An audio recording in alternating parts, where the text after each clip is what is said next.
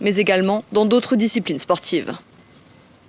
Sport encore, avec Samuel Eto'o qui est finalement blanchi. L'ex-footballeur, ancienne star du FC Barcelone, devenu président de la Fédération camerounaise de football depuis 2021, vient d'obtenir gain de cause en appel devant la CAF, la Confédération africaine de football.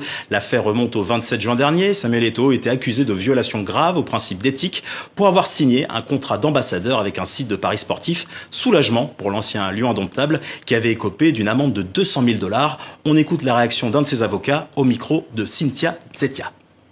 Les sanctions qui existaient contre M. Eto'o, notamment cette amende de 200 000 $ n'existent plus. C'est une réalité, elle est incontestable et c'est une vraie victoire.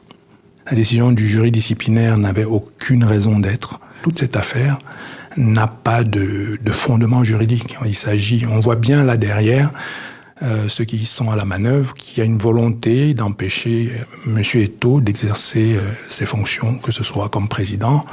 Et aujourd'hui, cette affaire d'ailleurs a été utilisée pour justifier en partie le rejet de sa candidature au comité exécutif. Donc c'est pas neutre. Cette décision intervient 48 heures après que nous ayons mis en demeure la CAF de la communiquer. Alors je ne sais pas si elle a été rédigée dans les 48 heures ou si elle a été communiquée dans les 48 heures. Je ne sais pas si vous voyez la différence.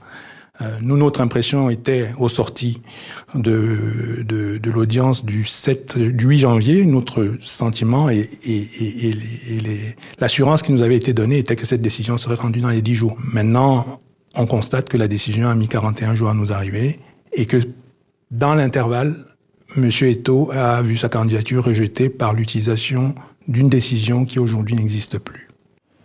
C'est la fin de cette édition.